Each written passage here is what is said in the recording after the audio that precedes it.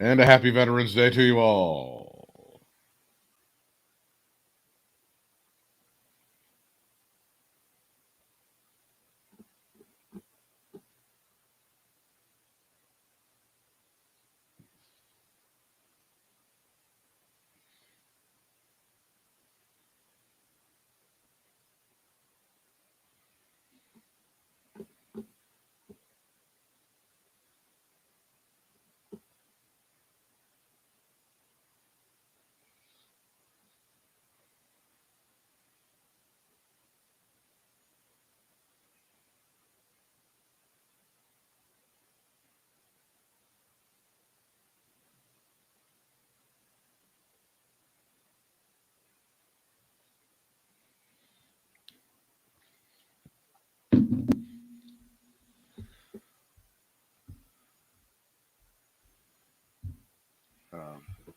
Would you like to see a little dog?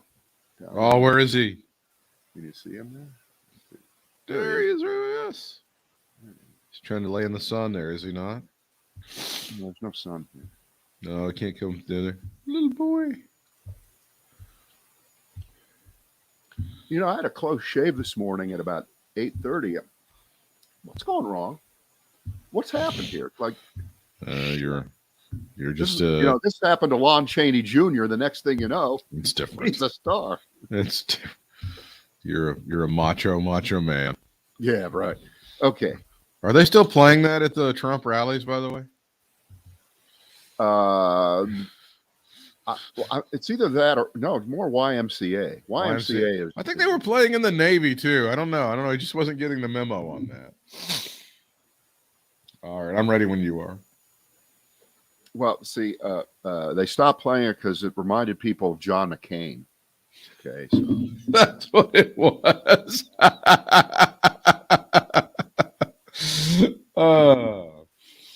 Anything to take their minds off of him. All right. It is our final Brad and Britt cast for this week. Thank you again for joining us. So much to talk about. So little time. Yeah. Well, let's start with the inflation in my pants. That's different. That's different. It's shades of Jimmy Carter and Gerald Ford, is it not? With the is Gerald Ford's whip inflation now button WIN that he used to wear around the White House? Right. And by they turned that around and it turned into nitwit. Did they? Nitwit. That sounds like some Mad Magazine shit right there, is what that sounds like. Yeah. This is not then. Then is not now. Right. But of course, that will not stop people like you for falling for what you're hearing and immediately assuming that, yes, history's repeating itself. It doesn't repeat itself. It just rhymes. And it's kind of the same thing because gas prices are up and housing prices are up and the price of food is up just like then. And of course, I hate to play the root causes game, but it's a little bit different this time around because we didn't have the Arabs cutting off the oil. We didn't have. I mean, it was a whole different. It was a whole different scene. But it is not fun, and you do have some families that are struggling right now. Obviously, I'm not saying that, but since we're incapable of getting past the painfully obvious, and we really cannot have any kind of nuanced discussion beyond. This is Joe Biden's fault. Vote Biden out. Put the Republicans back in because they're really good with economics. This would never happen. I mean, right? That's going to be essentially the Republican argument going forward. This is Joe Biden's fault. The greatest economy in the history of the world we lived with for the last 4 years before this, right? Because we had a genius in there, and now a President Sippy Cup idiot just doesn't know what to do. And by God, if we just had Donald Trump in control at the wheel right now, yeah, absolutely. Okay, so let's just put aside that silly hyperbole and figure this out for a moment. And by the way, before we start, I must tip my hat to our local newspaper, the one I subscribe to. I get the printed version. It gets dropped on my driveway every morning, the News and Record, because over the summer they raised the price of a subscription 35%. Right. And this was really before inflation became the front page story everywhere, topic A. They were ahead of the curve, and they were more than happy to just jack the shit out of the subscription price overnight by 35%, take it or leave it. Now, do you believe that they either knew this was coming and they wanted to get out ahead of it, or they wanted to raise the prices and then for the next year or two, while everything else is going up, say, we're not raising our prices? Of course, they were already raised. Or were they just greedy sons of bitches who saw an opportunity to try to get away with something, and they did? And of course, the price of some commodities has gone up way past 35%, right? Sure. Several commodities have doubled or tripled, or oil and natural gas and lumber, they all went up. So I should be thankful that the News and Record only raised the subscription price 35% back in July. You know what's going to have to happen is I think they're probably going to have to fire a bunch of people at that newspaper. There's nobody left to fire. Oh shit. There's nobody left. There's no one there. Which makes you wonder why they're raising the price of it. They're not paying anybody. Like, nobody's getting the money from the raising of the price of this thing. So how the fuck does the price go up? Right. Anyway, that's just a sidelight. Look, clearly, the most visible sign of inflation all the time is the price of gasoline, because it's on the highway, it's on the streets that you drive every day, and you see it. Now, I was just out in California last week, and when you see video, when they shoot pictures of gas stations in California, I'm here to tell you it's not fake news. Price, I was in Orange County and in Los Angeles County, and in general, this is the price right now. It's either $4.79, sometimes $5.09. That seemed to be about the prevailing price of regular gasoline, which is really, really high. But of course, California and Hawaii always have way higher prices than the rest of the country. But that's still that's kind of off the charts kind of stuff. However, we're not going to play the let's get up, let's figure out how the price really isn't when you compare it. You can't do it. You can't do it. That's stupid. And you can also, you can talk about how, again, at the if things are up, what was it, 6% that we were given as far as the inflation? Was that what we were talking about? And remember what that means. That's 6% annualized. Yeah. Whatever every time, but people they don't even know that, most of them. Don't you think? Don't you think that when somebody, hang on, Britt, let me ask, when they say the headline, the inflation is up 6%, people go, well, yeah, last month gasoline was only, $2.90. Now it's $3.25. That's 6%. They believe that's the number. Of course, they go, I paid $80 for groceries last month, so that's $4.80 more I got to pay this month. That's 6%. Right. So, but you can't. I mean, but that's ridiculous. But people just know that it hurts. I know. It just hurts when you go to the store and you're paying more for shit. That's the important thing. You can't tell them, "Oh, you're stupid for feeling this way. You're dumb. Do the math." No, you're paying more for shit, and families that are already stretched thin they can't take it. They can't handle it. Right. They're breaking. Right. So then, if you really get wonky, if you really get intellectual, if you really get pointy-headed, University of Chicago, Harvard, Stanford economist on folks, and you start to say, well, hold the phone. The difference between inflation now and during the 70s and 80s, and really big inflation that we know about, really started during Nixon's term when they threw in the oil embargo in 73, and off we were for the rest of the decade. I mean, it never really receded until we got into the 80s. Until Reagan fixed America. That's again the narrative. If you'd like to continue that, Reagan did not fix America, but that's the narrative. Reserve guy did. He actually did. He crushed inflation. At what price? a recession. That's what happens. If you want to, we can crush inflation right now. We can. If they want to raise interest rates to the moon, collapse the stock market, and give us a recession so that all the people who have now regained their jobs in the last year, which is actually a record number in 1 year, let's get them out of work again. Let's have the restaurants close again. Let's get back. And you know what? Then the price of bread won't go up anymore. And by the way, we can get that price of gasoline back down to 175 again, and things will be great, right? So there's this big balance there, but I know you can't talk about these things, but we can, Britt. We can talk about them here. Why is that? Why is that? Because we're on a podcast. That's right. That's right. So you had a pandemic in 1974. No, I'm sorry. That's now. No, we had an event, a once in a century, hopefully once in a millennium event that collapsed the world economy very, very temporarily. And the government action that was taken beginning in the Trump administration to keep the economy from going off the side of the road and over the cliff was to put money into the economy. As inefficient very often as government is in doing that, I guess if you drop enough money from the helicopter, it keeps things going. It does. It did. And the price of that here on the other end clearly is some inflation. Right now, it seems like it's a lot of inflation. But I will not use the word transitory because you'll just shove it up my ass as I would deserve to have you do if I used it. But you know what? Life is transitory. It's not forever.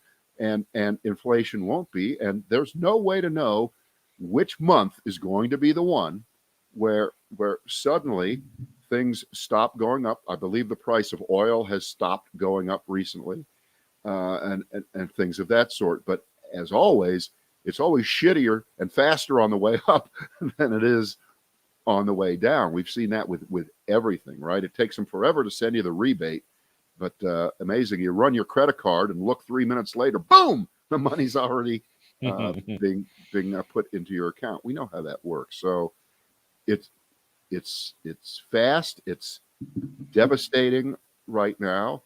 And when you had a collapsed economy, it's hard to get things working again. Thus the famous supply chain issue. Thus the famous, we ain't got enough truck drivers to drive the trucks to move the shit out of the warehouses. I don't care about any of this. I just want to know, Uncle Grandpa President, what are you going to do about this? Uncle Grandpa President, what are you going to do about my hot pockets that have gone up 10%, 30 days or whatever? That's all I want to know. That's all America wants to know. I understand. And you know what? There's just nothing better than good old simplistic American stupidity to drive policy by pandering politicians who will go to the lowest common denominator. And again, inflation is another issue just that affects everyone. But because we have a system of politics that can only be reflexively blaming the other side for every issue, and now probably more than you can remember and I can remember in our lifetime, never ever, except with rare exceptions, getting together to find solutions, because that would be actually good for the country, but it might not get you elected in your district in even years when elections happen. We're in trouble because a president cannot do one thing or a thing to reverse prices. It doesn't work that way. You can't play we live in a free market economy. Things will work out. The system has this way of balancing itself over. You can't say that when things are going well, but then when things get tough, not say, well, we're going to depend on the free market system to start to allocate resources to the correct places. Over time, there will be more competition and prices will not continue to go up forever. It's always happened. Sometimes it takes longer. Sometimes it's quick. And we just don't know when that top number in terms of the inflation rate is going to be reached. This might be it. Might be next month. Might That's not a terrible. be That's a terrible April. answer. That's a terrible I answer. thought it was a great answer. That's a terrible. If Joe Biden goes out and goes, "Oh, this might be the top number. It might not be, and it could work its way out or not." All right, guys. I'll talk to you later. Everybody enjoy Veterans Day. That's gonna suck. I'm not the president. I don't have to. I can say whatever I want. So can you. Joe Biden has to, and he's pretty good at it. He can feel your pain. He's empathetic. He has no shortage of that. But there are things that are out of a president's control for which he will or she will be blamed. And inflation is actually one of those. And we've seen other presidents who've been unable to get control of inflation get blamed and not win re-election. George H.W. Bush, hello. Jimmy Carter, hello. Richard Nixon, who lost he won re-election.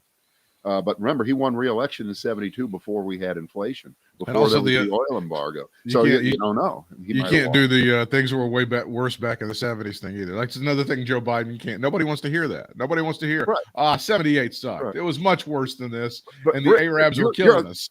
You could not be more right, except when the 70s need to be used to trash Joe Biden. Then yes, it's the 70s. Yeah, roll it out. But if you describe the honest differences between then and now, but we don't want to hear that. No, but that. If it's Joe Biden is Jimmy Carter on steroids, yeah, that I want to hear. Yeah. At least back in the we're going to get out of it, Tucker. Come on, Tucker. You're like the number one doctor. I'll bet you're the number one economist too. You get how you do it. At least back in the 70s, you could grab a woman's ass without being canceled. That's the way it was, and we liked it. You may have to pay too much for gasoline and things were inflated, but you could grab a woman's ass anytime you wanted and get away with it. Those were the 70s. Right. Good God. Right. I want to talk about something. I'm just going to show everybody who's watching a picture. And I want to talk about this asshole. I want to talk about this piece of shit. I'm showing, for those of you on the audio form, I'm showing a picture of that piece of shit from Kenosha, who went into Kenosha anyway, Kyle Rittenhouse, and he had a breakdown, and he cried his little baby bitch head off yesterday on the stand during his trial, and it looks completely like he's going to get off. It looks like they're going to, because the judge in this case, if you've been paying any attention at all, I've never seen a judge that was so in the defense pocket ever in a case than this son of a bitch. And it looks like this guy is going to get off for murdering two people in Kenosha. He's the poster child for so many guys in white unwoke America, Donald Trump's America. They love this little piece of garbage who obviously clearly is some sort of man-child who makes himself feel like he's got a dick by carrying around a semi-automatic weapon. And he cried like a little baby on the stand. And I saw all of this analysis. You know, that's really going to help him. That's going to help him because that's going to humanize him to the jury. You know, I'm just like, what am I watching? What am I looking at? And it just looks like to me that this guy literally is going to get away with murder, Brad. I would tend to agree with you, unfortunately. And, you know, we may have to permanently shift what's the matter with Kansas to what's the matter with Wisconsin. Oh, God. Although this might happen on the watch of any other state's judicial system also. But my question to you is that picture that you show, and people who see, they know what it looks like when he was standing up there crying yesterday over and over again. Is that going to replace the famous Michael Jordan crying meme? Jeez. How that becomes some sort of virtue. I don't, to the Donald Trump Jr. I like to shoot elephants crowd. They think that this guy is just a hero. He's the new Charlton Heston, right? He's like the greatest thing that's ever come to the Second Amendment. He's a godsend to them. And that's why they're throwing their support behind him. I don't know. He might get his own series on Fox Nation by the time this entire thing is over. I saw that Anna Navarro on The View says he could be headed for Congress. He could be nominated to run for. Now, he's not old enough yet. You have to be 25.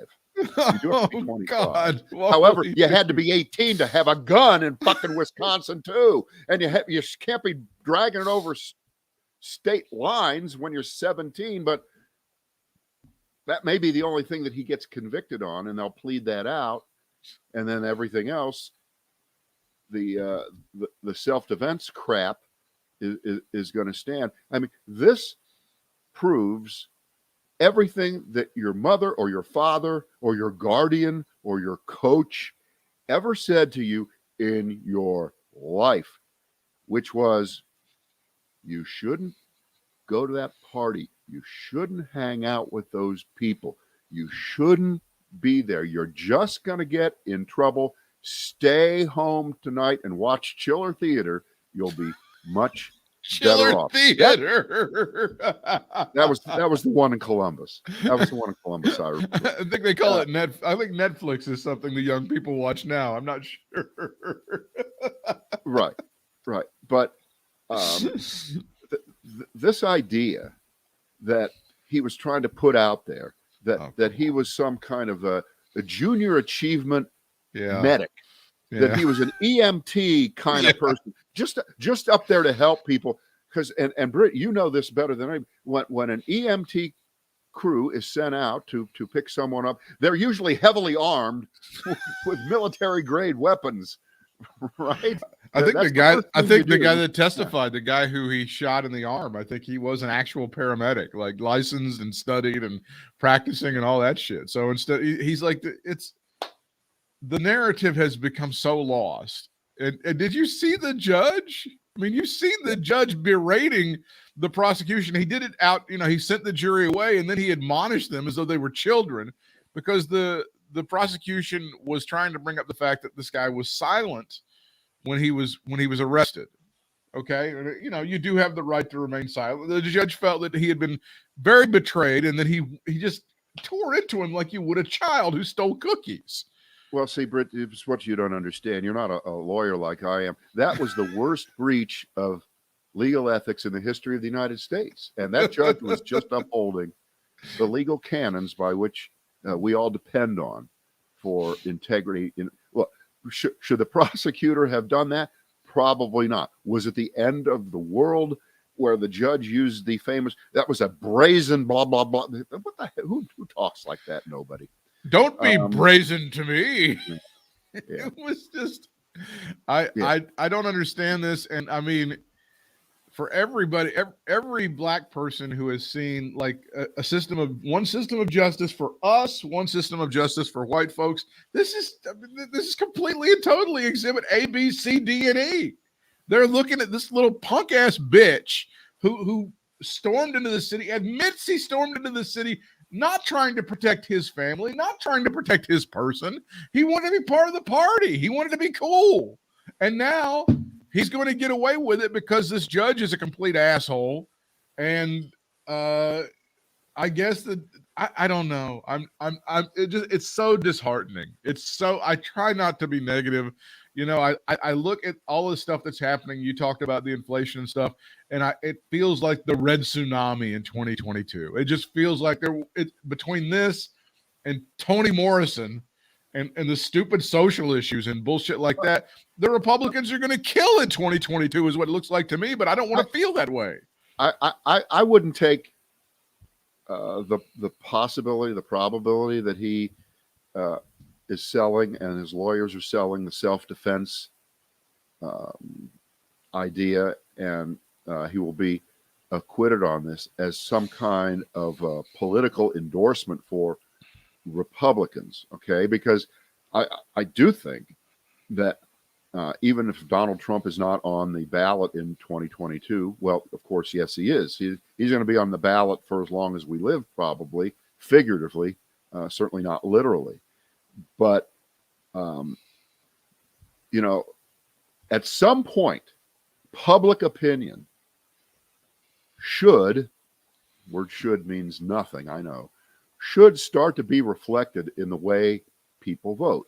And, we know what public opinion is in terms of gun access, gun registration, gun safety.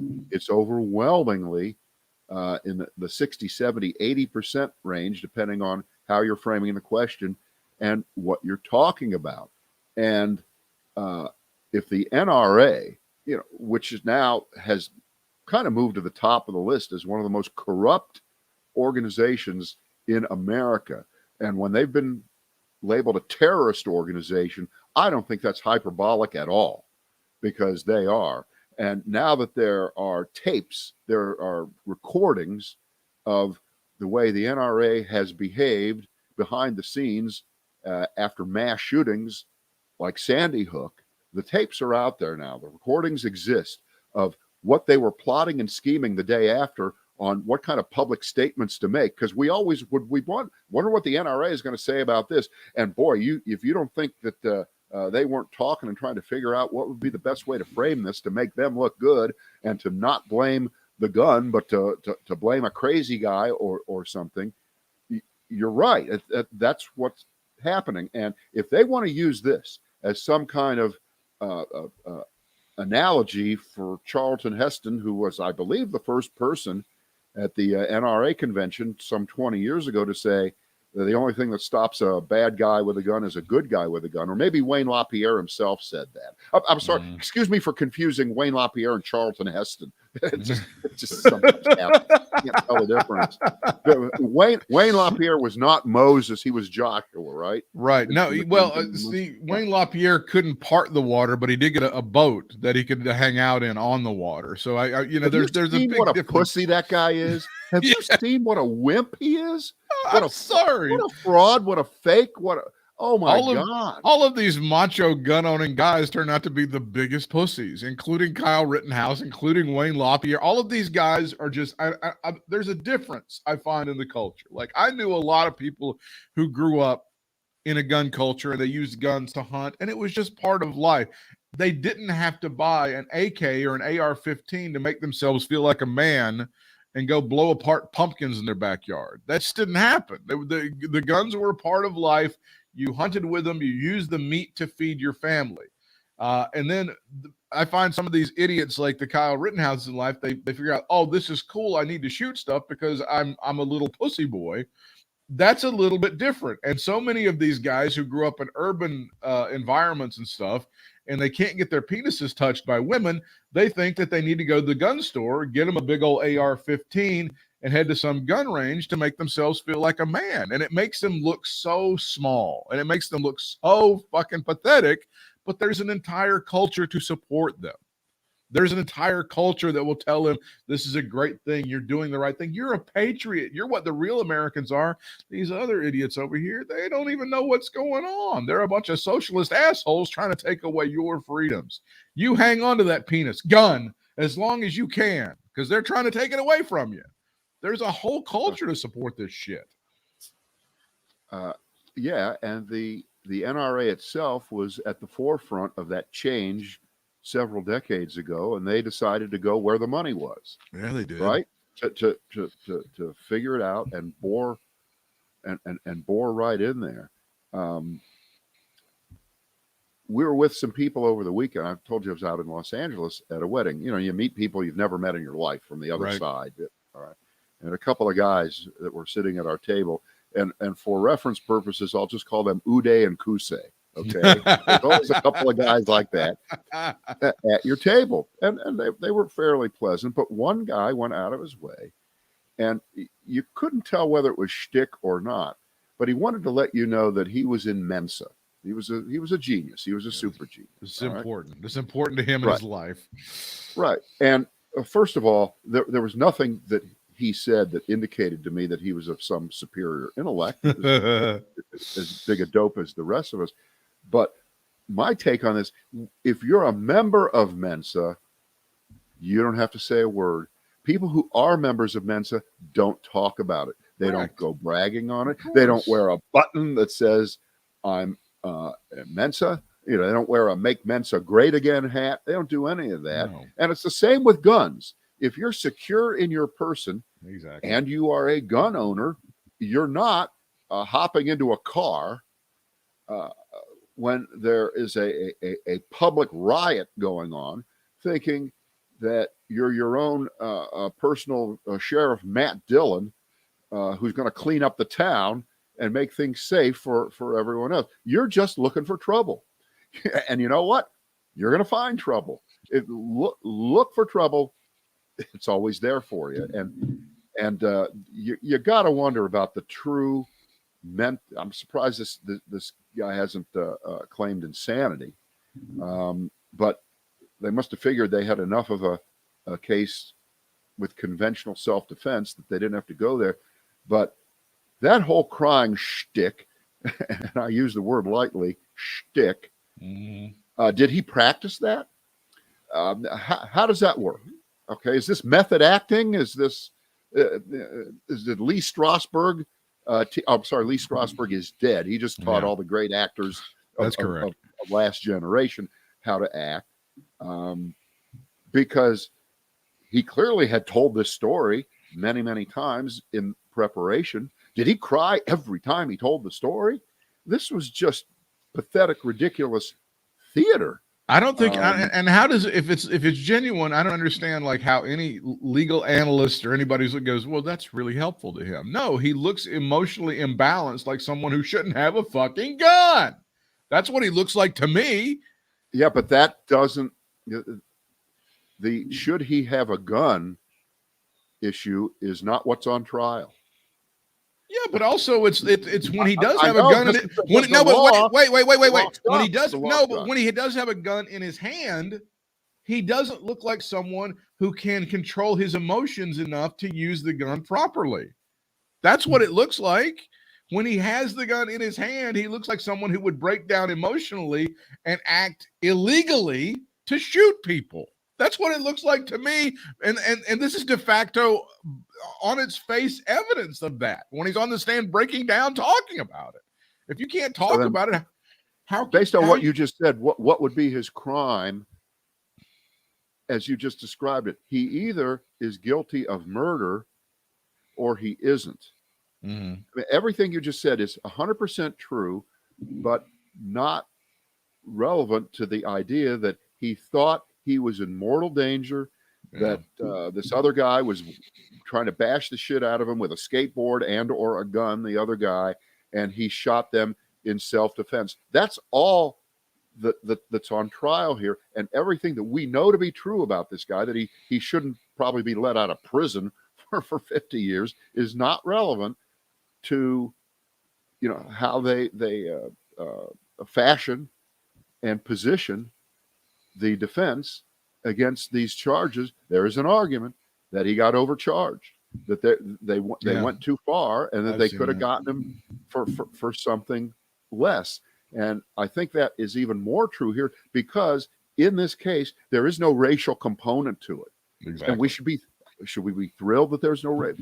Well, not thrilled, but at least that isn't part of it, except for the fact that, of course, the riots in that city were because of the shooting of that Jacob Blake, who was black, but on the streets that night were mostly white people. Okay, so it's just terrible, and it is simple to just play if this was a 17-year-old black kid who crossed state lines and got into a tussle on the streets of anywhere USA and killed two people, two black people, black on black crime, then you'd have the same folks go, what about black on black crime? What about the people in Chicago that got shot this weekend? Nobody said it, right? You can just hear it ringing in your ears. But if this is white privilege. This is white privilege, in case. Well, it is, and it's extremely disappointing. And again, just to see him break. No, I'm sorry, and I'm going to give a hint to you. Nothing really signals I have a small penis like walking around with military-style shit and a gun. Maybe the 45-year-old guy in the $80,000 sports car. That might be the other thing that really signals that I have the smallest penis ever. But we're moving on.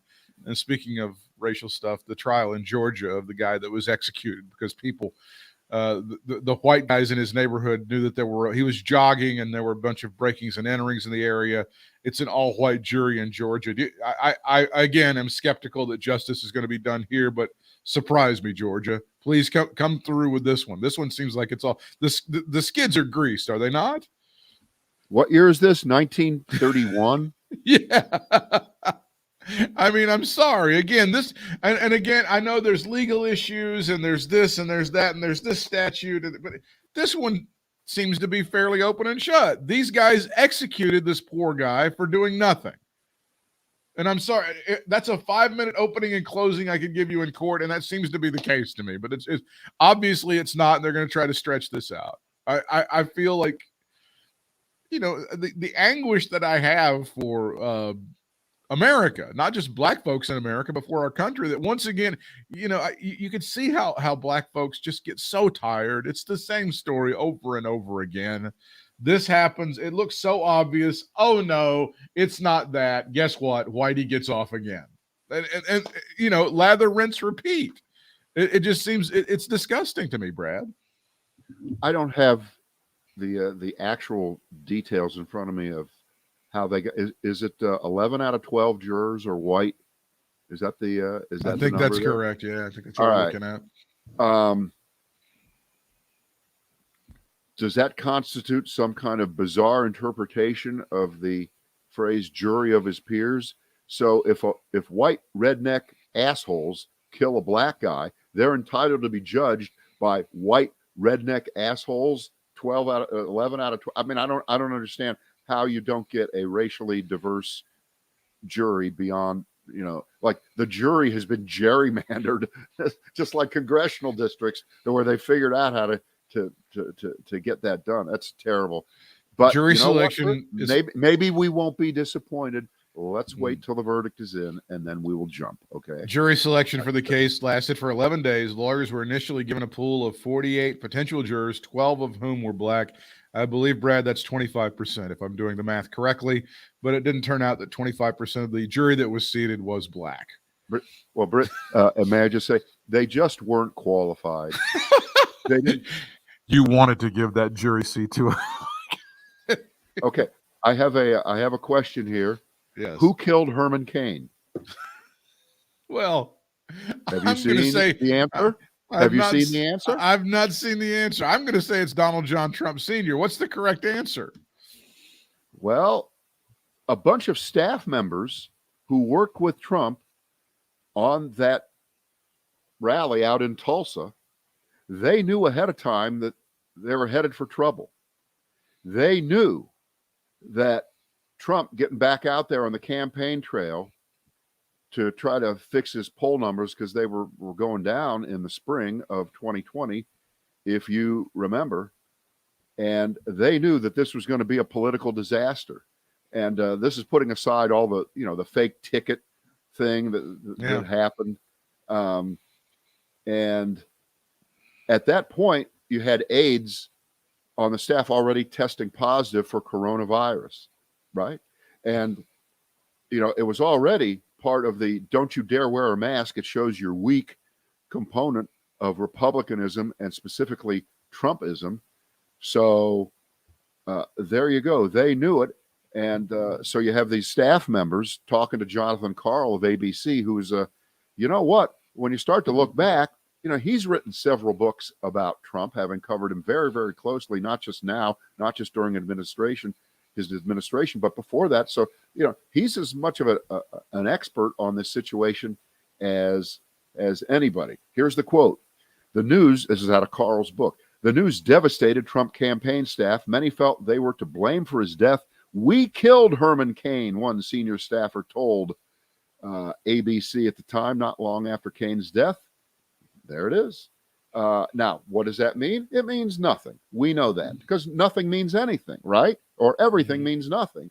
But it does add to what you said and I said and everybody said after Herman Cain, shortly following that rally, got sick with COVID and died shortly thereafter. And by the way, since there's a tweet for everything, I don't think there is a tweet from Donald Trump about Herman Cain. I recall him never saying a word about it. Am I right or am I wrong? I never met him. Don't know who he is. Not familiar with him. Exactly. No, so who killed Herman Cain? It's funny that the staff is taking this so seriously, but Donald Trump himself not really accepting any responsibility at all. Well, look, you know, everybody that worked for Trump, you know, they weren't all exactly like Trump. You know, they thought that they were going to get some career advancement, a little resume buff up, you know, something for having been part of a presidential administration. But they all weren't, by definition, you know, the worst human beings in the world. There's only one person that gets that designation. There's only one. Well, okay, Giuliani, Bannon, all right, okay, several people. Stephen Miller. Right. But at the staff level, people who might be in charge of organizing rallies and security and things of that sort, people who came from other walks of life who weren't necessarily 100% political, but were sympathetic enough to Trump to join his administration at any point to do what are, you know, kind of commodity jobs that have to be done, staff level positions that have to be filled in any administration. They surely saw, and are talking to Jonathan Karl, and it's in his book now, that they knew that Tulsa rally was a disaster just waiting to happen. And it was actually worse than they probably anticipated, because the place was less than half full. It was like a fourth full, like 5,000 people in a 19,000 seat arena, something like that. So it was a total, and that was, you know, 3 days after, of course, Trump lied and bragged about how they sold it out and there were thousands of people waiting to get in. They were coming in from all over the country, you know, the usual hyperbolic bullshit that was disproven when the event occurred. So yeah, again, is this a big deal? Well, no, but yeah, in a normal world it would be. Well, they killed a guy. I mean, you know, so I think the Herman Cain's family, it might be something, but they may even be in denial. I don't know. I'm not sure. Right. But has anyone in his family spoken up about this that you know? I haven't seen anything. I haven't seen any follow-up. Not a word. Not one word. So that's kind of doubly sad. If you saw, I know Jonathan Karl's been on a lot of shows. He was on Colbert the other night, and he said he talked to the president about January the 6th, and Trump goes, they just wouldn't report on the size of how huge that rally was. It was huge. Right. And then Karl's like, that is the story. That was the story. We missed somehow we missed the point. I'm sorry. Yeah. Let's go back to some court stuff. Trump asked for a stay to stop the release of the records from the National Archives. Continues to try to run out the clock, as the judge who gave the ruling on Tuesday continues to say, I'm going to work judiciously on this, and we're going to get this resolved pretty quickly. Here's a fun game for you to play, Brad.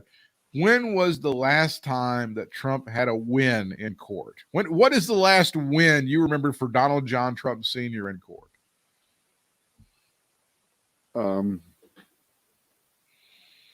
I don't know. They won something in Pennsylvania like in last December, like 11 months ago. It was inconsequential to the results of the election, but they had some ballot thing that they won in Pennsylvania. I believe that is the last court victory for the Donald Trump team. I think that there was something about the votes being counted here, but it never again had anything to do with the results in Pennsylvania, which were really not very much in doubt at all.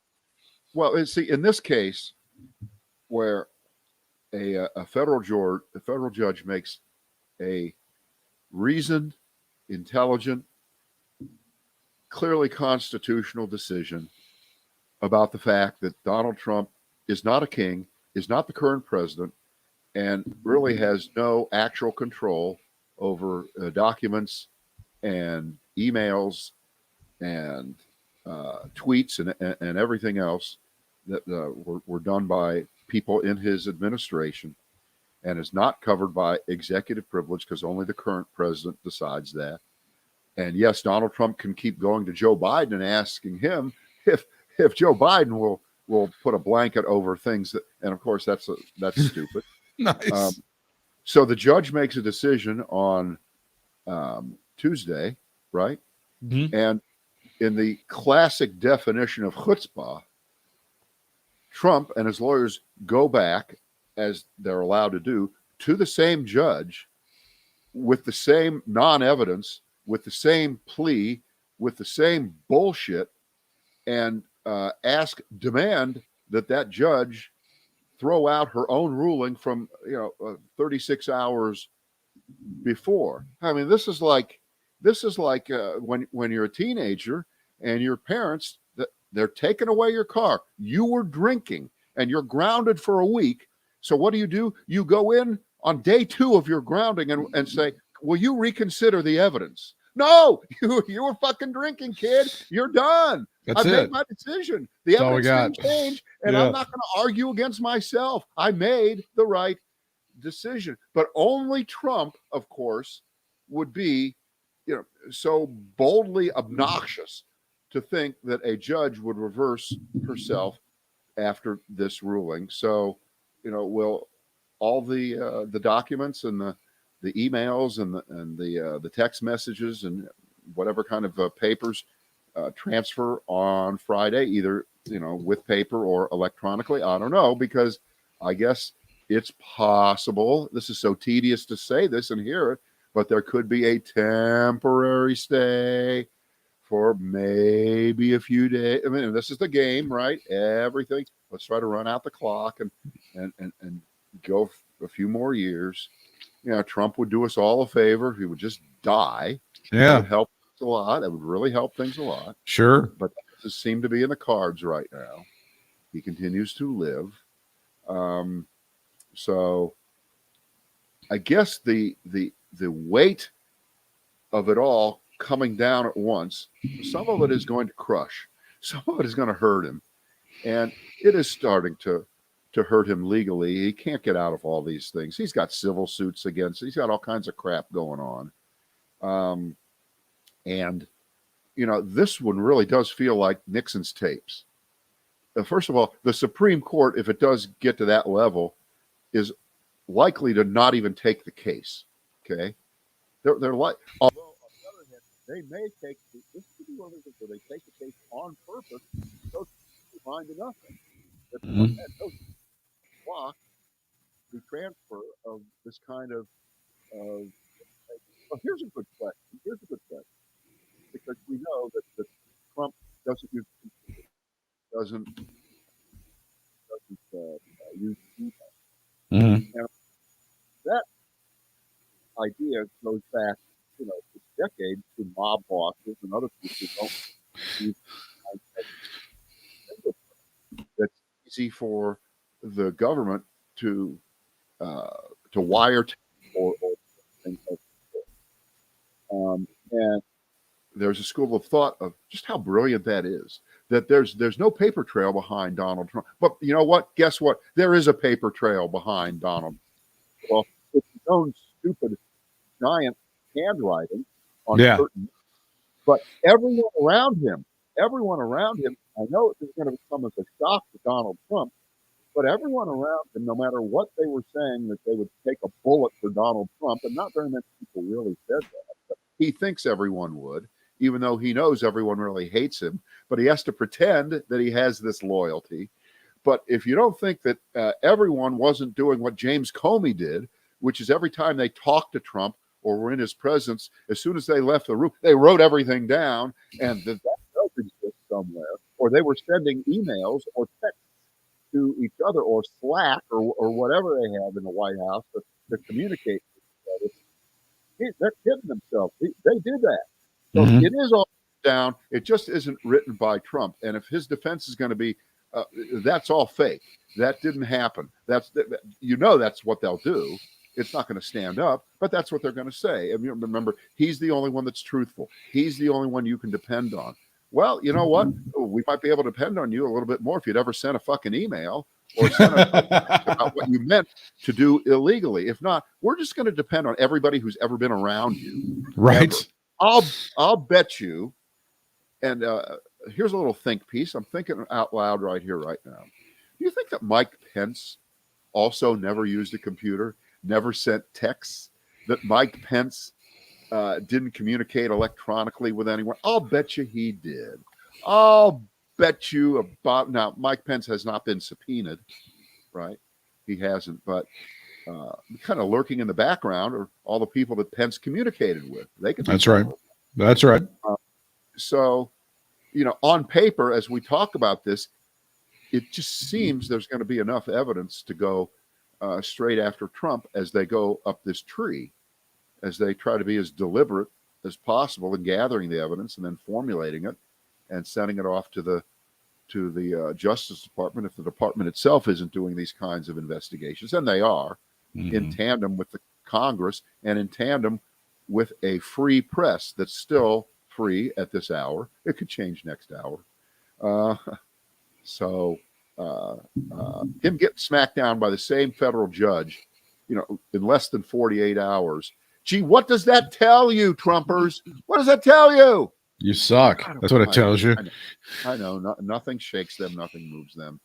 And we're not going to be able to do it today. I think we'll be able to do it Monday. Yeah, definitely Monday. Way, right. And last thing. Superman is back in town. Cam Newton is back with the Carolina Panthers. This was a subject that was discussed last week and the week before in sports world, and it was immediately crushed, right? They'd be crazy to bring him back. They just would be nuts, right? So apparently it really is true. There are just a limited number of people who at least have the rudimentary skills to play a respectable game of quarterback in the NFL. Cam Newton's certainly one of them. And because he has a track record several years ago of being fantastic, they're hoping magic will return, and that psychologically that this is such a warm, friendly place until he has a shitty game or throws 4 bad passes in a row. He'll get booed back to Bill Belichick's house. But maybe he's played so little over the last few years, he could benefit from not getting knocked around as much as he did in his prime. I don't know. What is he, 32, 33? I mean, in dog years, he's still fairly young. In quarterback years, because of the style that he plays, which is, kind of battering ram, straight up the middle, although, he knew how to go out to the I think he's going to do a lot more sliding and getting out of bounds. But I'm old enough to remember when this man was a pariah for not getting a vaccine. I'm old enough to remember when we already had Sam Darnold. He didn't get one, and then he got one, so that's now not a consideration. He's been lapped by about 150 other people, right, including this asshole Aaron Rodgers, who has seen his esteem fall greatly in about 10 days. So welcome back, Cam. Right. So you know what? This is one of those we really do wish him well, because if he did play well, and if Christian McCaffrey really stayed healthy, you might have a real team again, like at the beginning of the season. I don't think it's going to happen. It'd be a great story if it did, right? It'd be the comeback. He'd be the comeback kid of the decade if he did that. It'd be a great story. We'll see. And we don't know what's going on inside his head right now. We don't, but I'm sure he's happy, and he'll get a warm reception, certainly at the beginning. So, hopefully it'll all work out, and that'd be a good thing. That would be just a good thing to have him come back. And people will be watching, that's for sure. Yeah. All right. Have yourself a good weekend. And you know what? I'd fill up my car now. Price is going up. You get in there now. Grab some water too while you're at it. Sorry to cause a panic.